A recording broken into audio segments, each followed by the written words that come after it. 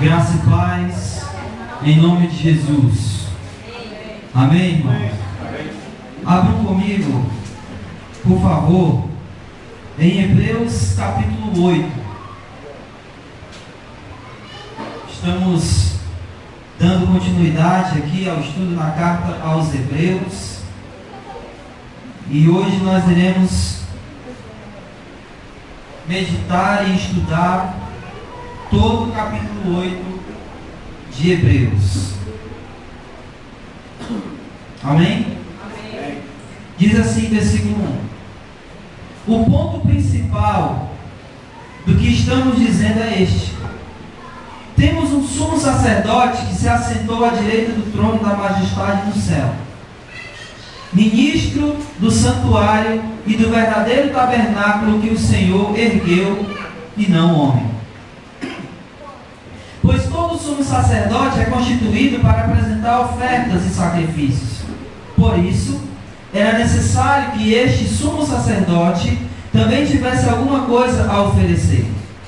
Se ele estivesse na terra, nem seria sacerdote, uma vez que existem os que apresentam ofertas segundo a lei, os quais servem naquilo que é figura e sombra das coisas celestiais, como Moisés foi avisado quando estava para construir o tabernáculo, porque lhe foi falado: vê, faze conforme o modelo que te foi mostrado no monte. Mas agora, tanto ele alcançou o ministério mais excelente, quanto é mediador de uma aliança melhor, firmada sobre melhores promessas. Pois se aquela primeira aliança não tivesse defeito, nunca se teria buscado lugar para a segunda, porque ele diz: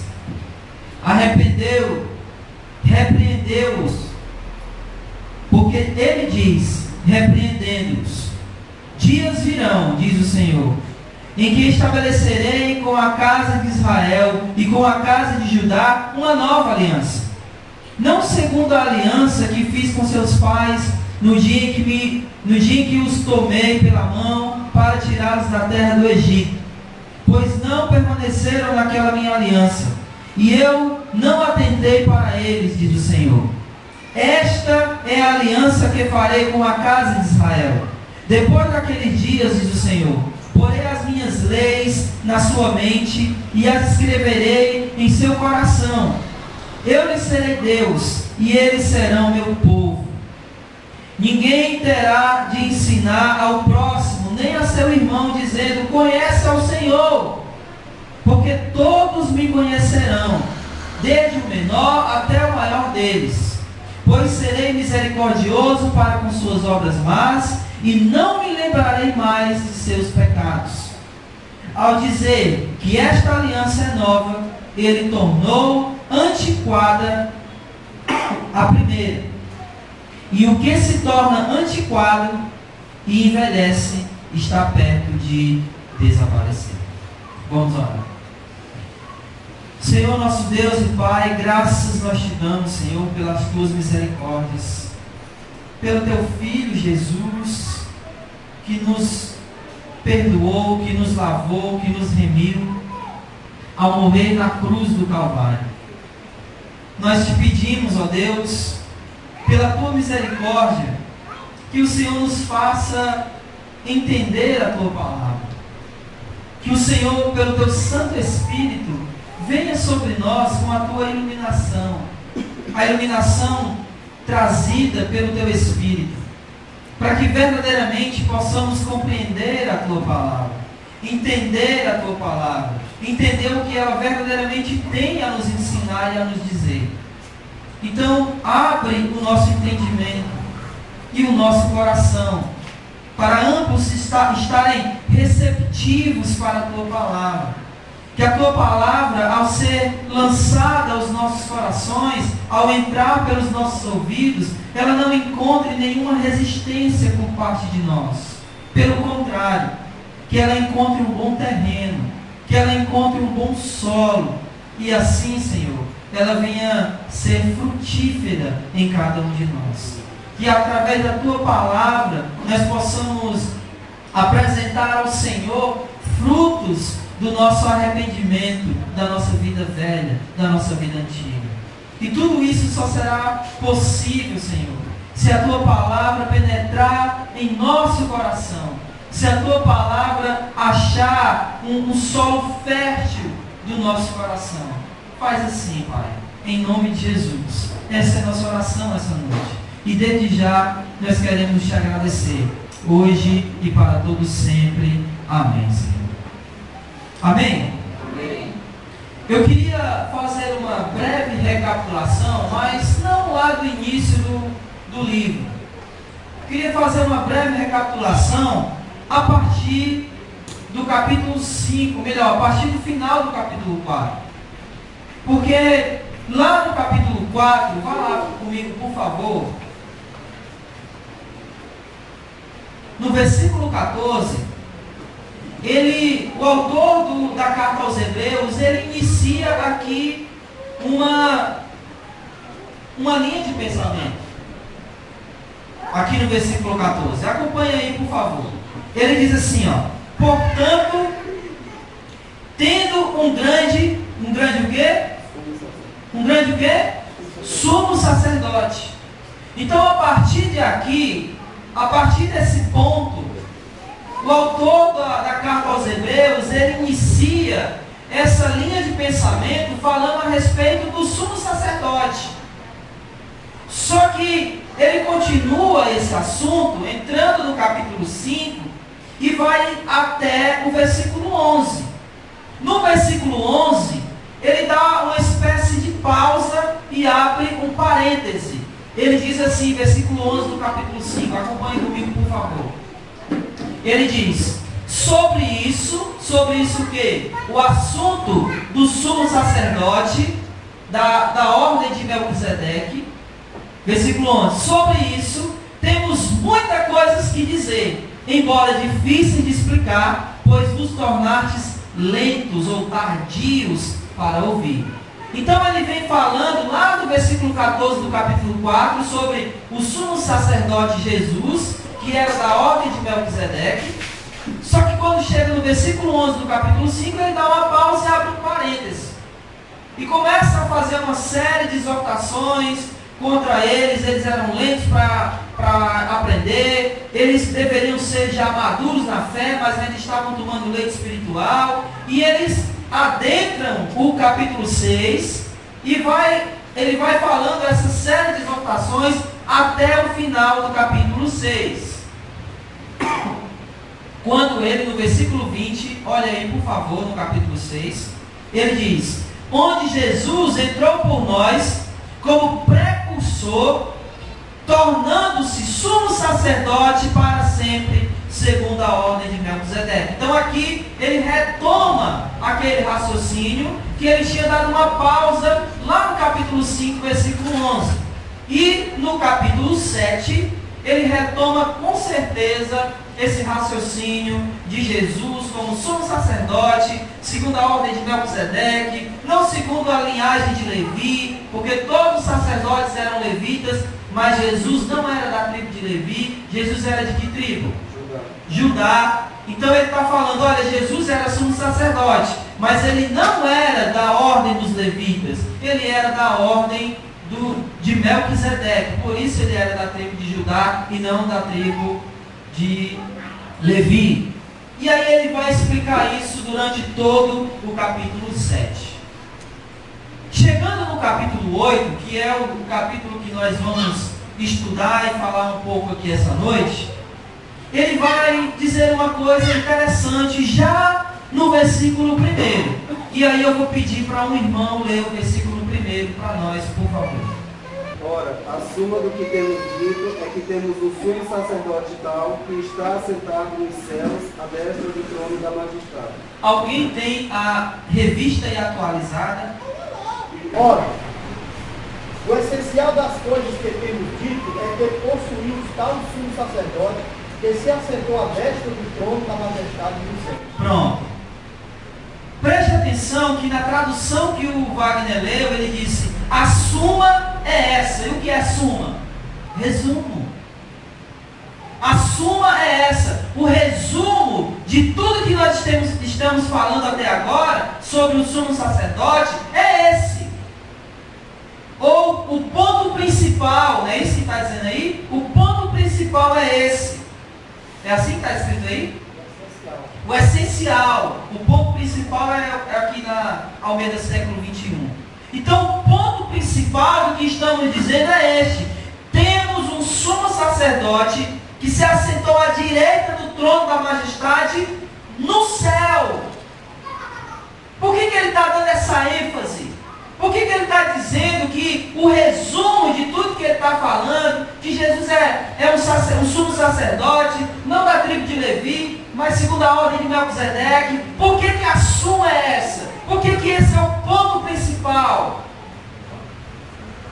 Porque Jesus, ele é um sumo sacerdote superior aos sumos sacerdotes da tribo de Levi. E esse é o ponto dele. Preste atenção. Preste atenção. Olhe só. Respondam a minha pergunta. Aonde os sumos sacerdotes serviam como sacerdote? Aonde? E o templo ficava onde? Aonde? Eu sei que era no templo, eu sei que era em Israel, mas aonde ele ficava? Na terra. Esse é o ponto dele aqui. Olha só, vamos ler novamente, versículo 1. O ponto principal do que estamos dizendo é este. Temos um sumo sacerdote que se assentou aonde? No trono da majestade no céu. O nosso sumo sacerdote não é mais aquele sacerdote que servia no templo na terra. O nosso sacerdote está no céu, sentado à direita de Deus. Ele intercede por nós, como os sacerdotes antigos faziam, mas eles faziam aqui. Ele não. Ele faz lá, diante do próprio Deus. Ele está à direita do próprio Deus, intercedendo por nós lá. Esse é o nosso sumo sacerdote. Por isso ele é muito superior aos sacerdotes daquela época. Por isso que o sacerdócio de Jesus, ele é um sacerdócio mais excelente, como ele vai falar um pouco mais na frente. Ele não é um sacerdote terreno. Ele é um sacerdote do céu. Amém? Amém. É isso que ele está dizendo aqui. E esse é o ponto principal. O nosso sacerdote está lá, à direita de Deus, intercedendo por nós. Como João vai falar, o nosso advogado. Aquele que intercede diretamente ao Pai por nós. E ele faz isso todas as vezes que nós pecamos. Isso é maravilhoso, irmãos. É claro que isso não é uma abertura para a gente viver pecando. Não é. É uma esperança que nós temos, porque nós somos pecadores. E se tem uma coisa que a gente faz com excelência, é pecar. Porque a gente não precisa nem executar para pecar, basta pensar. Tem uma coisa que a gente faz. Vocês já ouviram aquela expressão, isso eu faço de olho fechado? Já ouviram essa expressão? O pecado é algo que a gente faz sem nem fazer nada, só pensou, pecou. Então a nossa esperança maior é essa, que o nosso sumo sacerdote, ele está diretamente intercedendo por nós lá. Lembrem-se uma coisa, os sumos sacerdotes daquela época, eles intercediam pelo povo quantas vezes por ano? Quantas? Uma. Então o povo passava o ano pecando, e aí quando chegava naquela data, ele sacrificava um cordeiro lá, pelos pecados de todo o povo. O nosso sumo sacerdote, ele fez um sacrifício de uma vez por todas, e todas as vezes que nós pecamos, ele não espera chegar a data, ele já intercede de imediato. Amém. Porque ele está lá no céu. E esse é o ponto dele aqui. O nosso sumo sacerdote, ele já intercede por nós porque ele está lá, do lado do Pai, sentado do lado do trono, à destra de Deus, à direita de Deus. Versículo 2. O que diz aí, versículo 2, por favor? Ministro do santuário e do verdadeiro tabernáculo, o qual o Senhor fundou e não o homem. Olha só, ainda tem uma outra coisa aqui muito boa, que é a nossa esperança. Cristo não está intercedendo por nós num tabernáculo feito por homens. Ele está intercedendo por nós aonde? Aonde? No verdadeiro santuário. E aí, eu não sei se vocês sabem, se vocês já tinham atentado para isso, mas lá no céu tem um santuário, vocês sabiam disso? Sim ou não? Lá no céu tem um santuário, o verdadeiro santuário, aonde Jesus é o sumo sacerdote. Abra em Apocalipse capítulo 11, versículo 19. Então se abriu o quê? O santuário, que está onde? O santuário de Deus que está onde? No céu. No céu. E nele foi vista a arca da sua aliança. Houve relâmpagos, vozes, trovões, terremotos e forte granizo. Lá no céu tem um santuário, o verdadeiro santuário, no qual está a arca.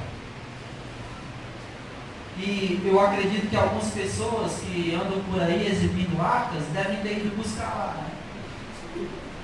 Porque é lá onde a Bíblia está dizendo que a arca da aliança está. Ou ele foi buscar lá, ou então aí são cópias mais do que fajutas, né? Falsas. Para usar uma palavra bem atual, fake, né? Então lá tem um santuário verdadeiro. Mais da frente ele vai falar uma coisa muito interessante, mas o que ele está dizendo é que todos os santuários, assim como o tabernáculo que Moisés fazia, vocês lembram? Que Moisés tinha uma tenda. Antes de construir o templo, antes do templo ser construído, era o tabernáculo que existia. E eram tendas que eles levavam de lugar para lugar até chegar na terra prometida.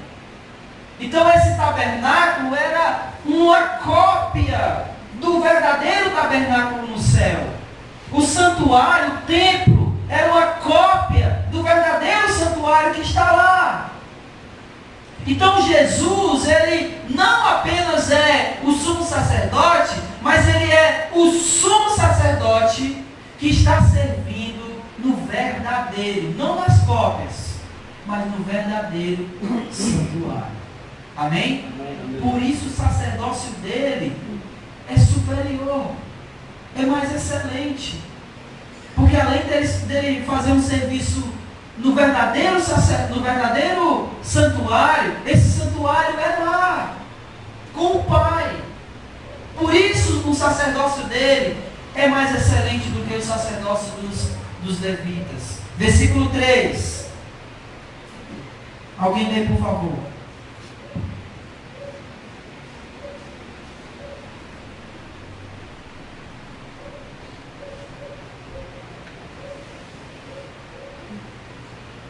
Pois todo sumo sacerdote é constituído para apresentar ofertas e sacrifícios.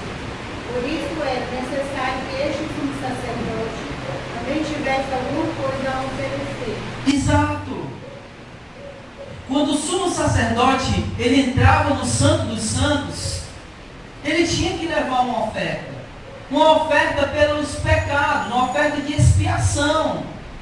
Então ele levava o sangue do animal sacrificado lá fora, e esse sangue era derramado no propiciatório, que era a tampa da Arca da Aliança, onde tinha as asas dos querubins. Então ele derramava ali o sangue dos animais, e aquele sangue era oferecido como oferta pelo pecado daquelas pessoas, daquele povo.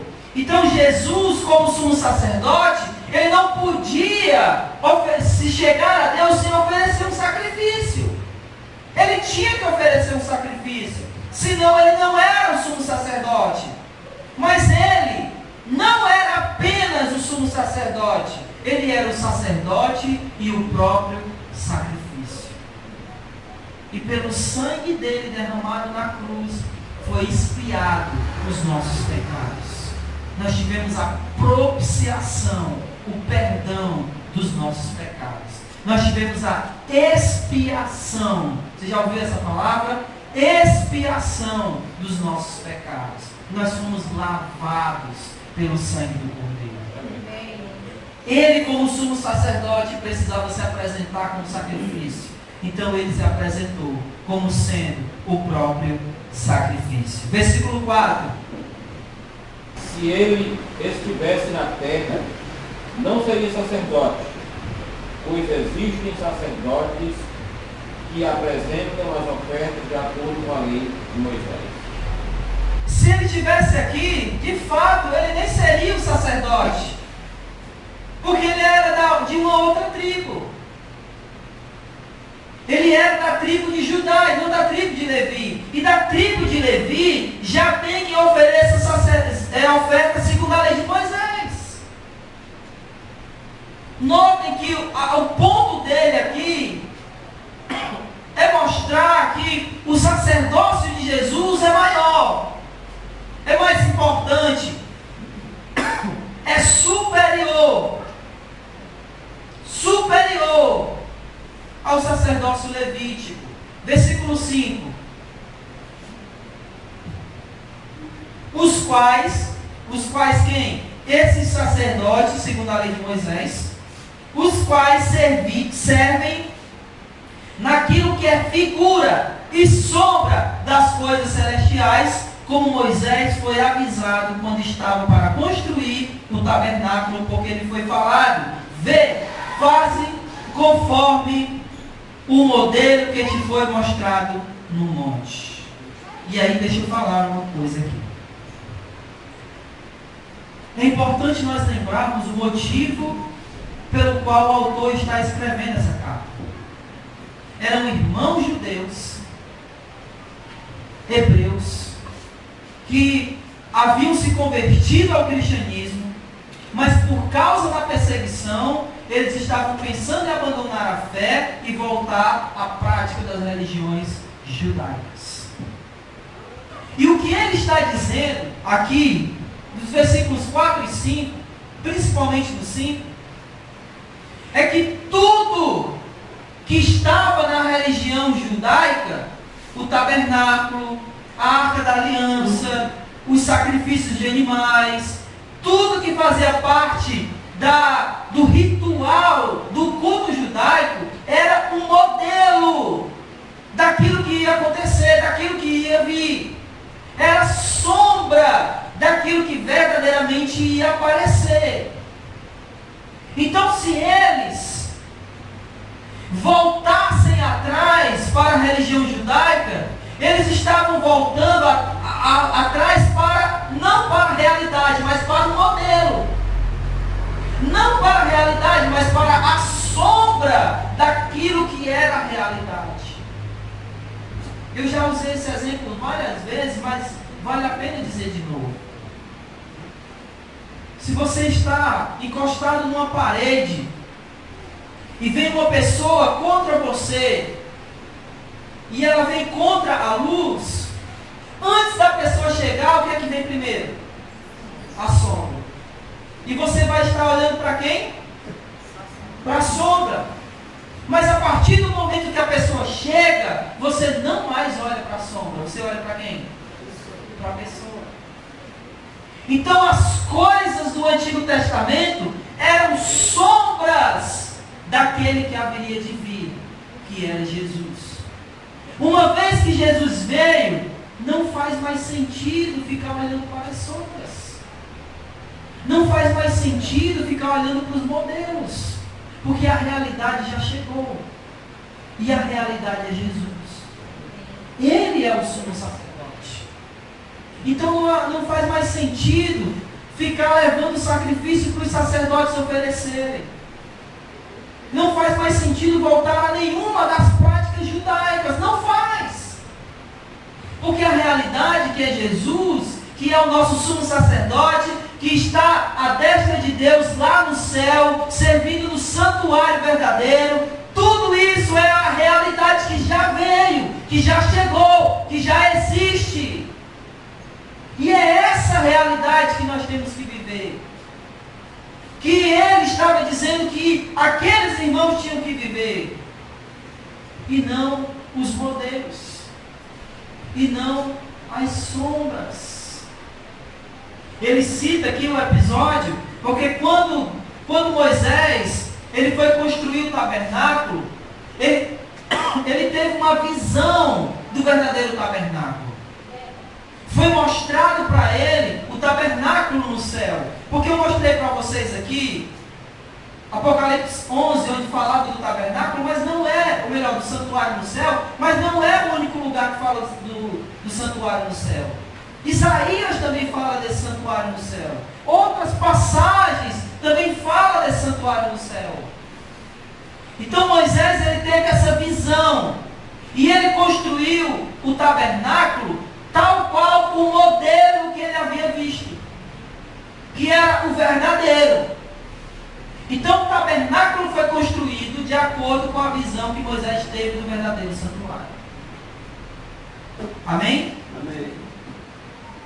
E ele está dizendo que se eles permanecessem naquilo, ou voltassem atrás, eles estariam novamente olhando para as sombras, quando a realidade ela já chegou. Versículo 6. Mas agora, tanto ele quem? Jesus, alcançou o ministério mais excelente, quanto é mediador de uma aliança melhor, firmada sobre melhores promessas. E isso é verdade. Qual era a promessa da aliança anterior?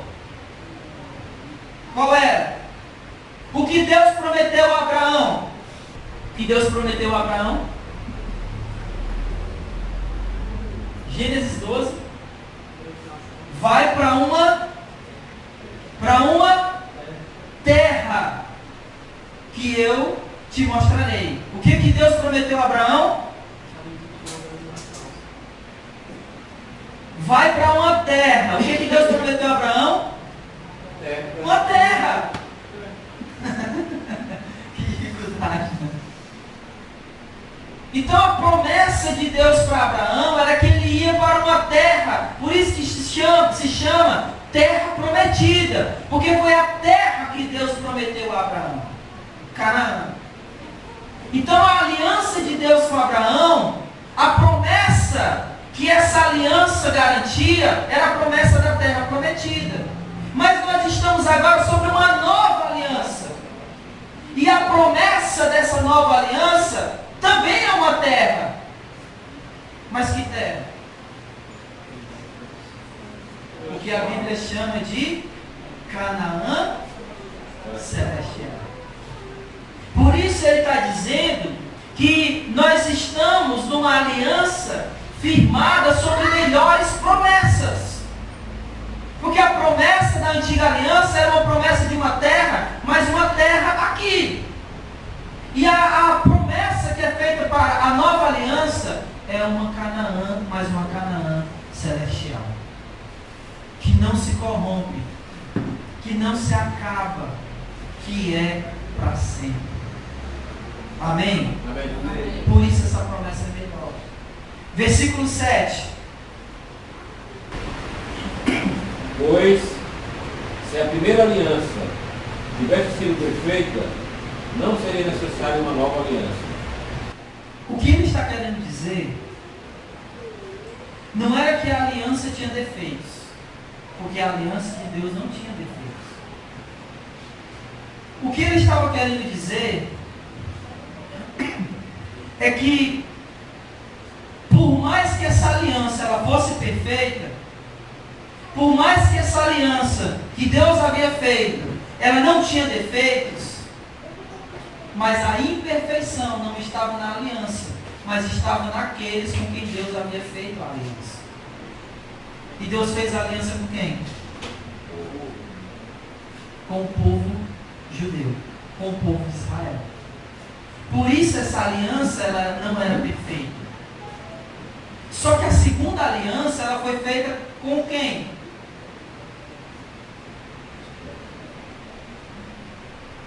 Através do sangue de quem?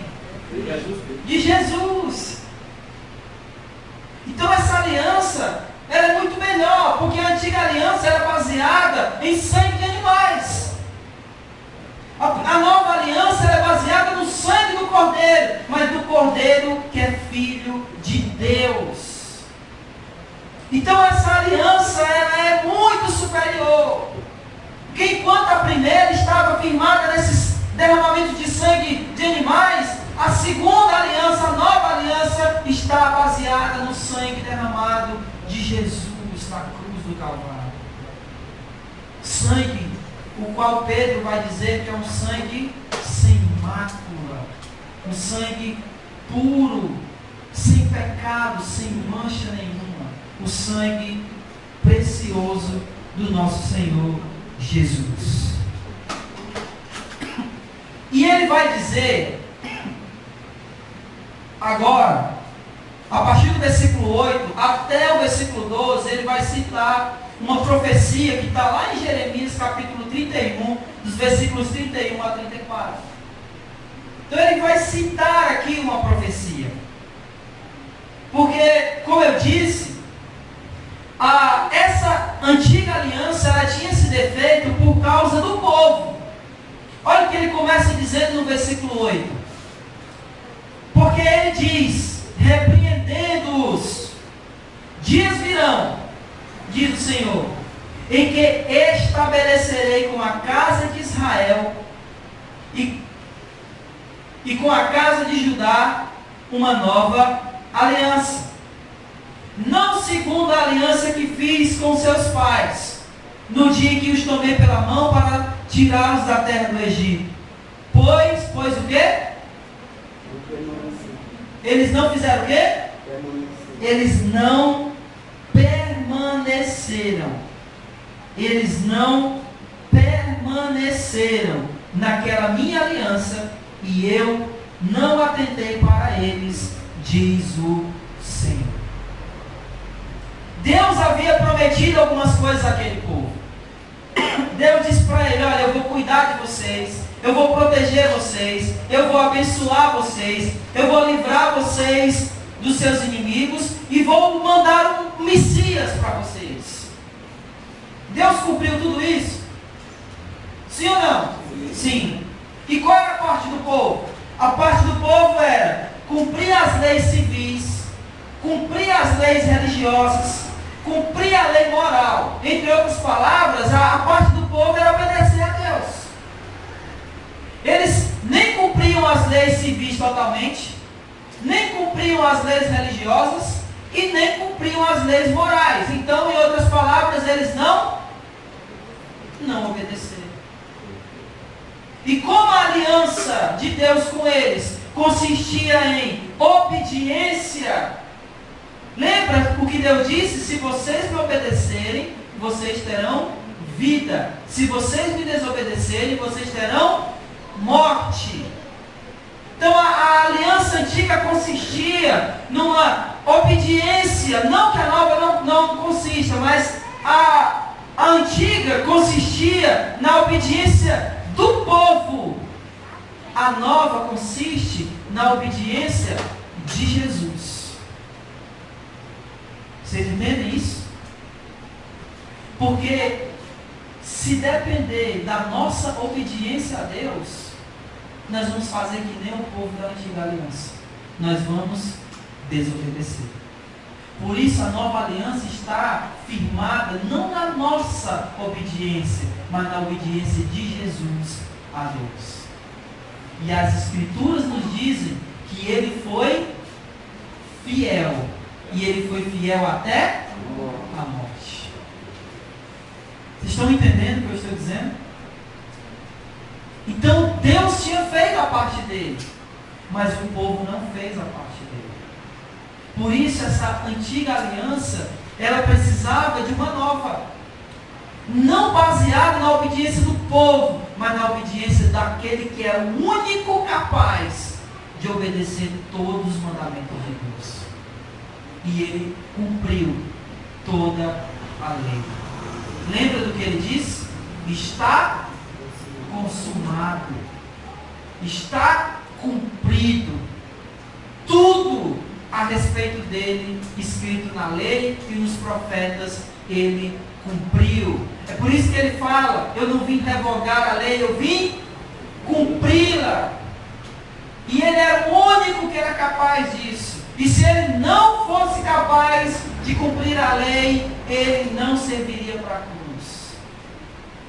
Então essa aliança nova, ela está firmada em obediência também, mas não a nossa, na obediência de Jesus.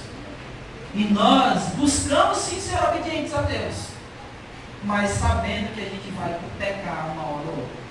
Mas se pecarmos, nós temos um advogado. Porque esse advogado foi fiel. E ele foi fiel em nosso lugar. Amém? Amém. Versículo 10. Agora ele vai dizer a importância, ou melhor, a aliança que ele está fazendo, a nova aliança que ele está fazendo. Olha só. Esta é a aliança que farei com a casa de Israel. Depois daqueles dias, diz o Senhor, porei as minhas leis na sua mente e as escreverei no seu coração. Eu lhes serei Deus e eles me serão povo. Preste atenção no que Deus está dizendo aqui. Aonde ele vai escrever a lei? Aonde? No coração. E aonde mais? Na mente. Por que ele está dizendo isso? Porque a antiga aliança, as leis eram escritas aonde? Elas eram escritas aonde? Em pedras. O que Deus está dizendo é que na nova aliança, a lei, ela não está fora. A lei está aqui dentro. Ela não foi gravada lá fora e ela não vem de fora para dentro. Na nova aliança, a lei vem de dentro para fora. É por isso que a mudança ela tem que partir daqui. É daqui de dentro para o exterior e não do exterior para o interior. Quando a mudança ela vem de fora para dentro, como era antigamente, há um risco tremendo de nós cairmos no legalismo. E o que é legalismo? É a gente cumprir práticas e por cumprir essas práticas, a gente achar que está agradando a Deus. Só que Deus, nessa nova aliança, ele veio diferente. Ele não escreveu em tábuas para que sejam cumpridas. Ele escreveu no nosso próprio coração. E escrito aqui é que a gente sente o desejo de agradar e obedecer a Deus. Essa aliança é muito tremenda, irmãos. Eu não tenho que ler em pedras, porque ela está aqui dentro do meu coração. Porque o Espírito Santo me cobra todo dia. Porque o Espírito Santo escreveu aqui, quando a gente se converteu a Jesus. E nós agora, nós sabemos, porque a lei de Deus está escrita aqui, nós sabemos o que é certo e o que é errado, o que agrada e o que não agrada a esse Deus. E não adianta a gente se fazer desentendido, porque está gravado aqui. E ainda que a gente queira dizer, não, eu não sei disso, Senhor, sabe porque a lei está aqui. Amém? Amém. A lei foi gravada no coração e não nas pedras. Essa lei está dentro de nós. E olha o que ele fala no versículo 11. Ninguém terá de ensinar ao próximo, nem a seu irmão, dizendo, conhece ao Senhor, porque todos me conhecerão, desde o menor até o maior deles. E eu acho interessante, ele está dizendo aqui, aquele povo chamado povo de Deus, o povo de Deus do Antigo Testamento, era necessário alguém dizer, olha, mesmo sendo judeus, vem conhecer ao Senhor. Conheça ao Senhor. Vamos conhecer ao Senhor. Mas não era o povo de Deus. Era, mas eles tinham que conhecer. Como assim? É porque ouvir falar de Deus, irmãos, é diferente de conhecê-lo de verdade. Não adianta a gente escutar falar sobre Deus. Nós temos que conhecê-lo. Nós temos que saber qual é a vontade dele. Nós temos que saber quais são as nossas atitudes que o agradam e as atitudes da gente que não o agradam. Isso é conhecer a Deus. Deixa eu usar uma analogia aqui para os casais. Você sabe o que agrada a sua esposa? Sim ou não? Sim. Sim ou não, os homens? Sim. Vocês sabem o que desagrada a ela? Também. Por quê? Porque vocês conhecem. Da mesma maneira as mulheres. Elas sabem o que agrada aos seus maridos. Elas sabem o que desagrada aos seus maridos. Porque elas conhecem os maridos que têm. Então, quando conhecemos verdadeiramente a Deus, não apenas de ouvido, lembra que Jó falou? Antes eu te conhecia de ouvir, agora os meus olhos te veem. Isso dá uma ideia de proximidade. Porque quando alguém está longe de mim, eu posso até ouvi-lo, mas talvez não veja. Mas se ele estiver perto de mim, eu tanto vou escutar ele, como eu vou vê-lo, porque ele está próximo. Então a ideia aqui é de conhecer a Deus de tal maneira, não ouvindo apenas falar desse Deus. Porque talvez aquela geração aqui, que entra na terra prometida, lembra? A geração que sai do Egito, ele fala até isso aqui. Não aquela geração que sai do Egito, porque aquela geração que sai do Egito, ela nem entra na terra prometida, com exceção de Josué e Caleb, todo mundo morreu, nem Moisés entrou na terra prometida. Então a geração que entra na terra prometida, provavelmente não viram aquilo que Deus fez, mas eles ouviram. Então não é conhecer a Deus ouvindo, só de ouvir. É conhecer a Deus de presenciar o que Ele faz, e o que Ele fez, e quem Ele é de verdade. Amém. E quando a gente entende isso, nós sabemos o que Deus quer, e o que Ele não quer, o que Ele aceita, e o que Ele não aceita. E não preciso, olha só o versículo 11. Ninguém terá que ensinar a seu próximo, nem a seu irmão, dizendo: conhece ao Senhor, porque todos me conhecerão, desde o menor até o maior deles. E isso é porque a lei está aonde? No coração. Antes, ele dizia: olha, conhece ao Senhor. Como é que eu conheço ao Senhor? Deixa eu pegar aqui as pedras para me te mostrar o que está escrito. Agora não é mais assim, porque a lei de Deus, e olha só, irmãos, preste atenção, eu não estou aqui fazendo uma apologia para dizer para você não tem mais que ler a Bíblia, porque já está aqui no coração. Não é isso que eu estou dizendo. Leia a Bíblia todo dia, porque quanto mais você lê, mais vai ficar registrado no seu coração a vontade de Deus que está aqui. Mas o Espírito Santo nos mostra e grava no nosso coração a vontade de Deus. É isso que ele está dizendo aqui. E quanto mais nós vamos meditando e estudando na palavra do Senhor, mais essa lei vai ser gravada em nosso coração. Amém. Pelo trabalhar, pelo agir do Espírito Santo de Deus. Versículo 12.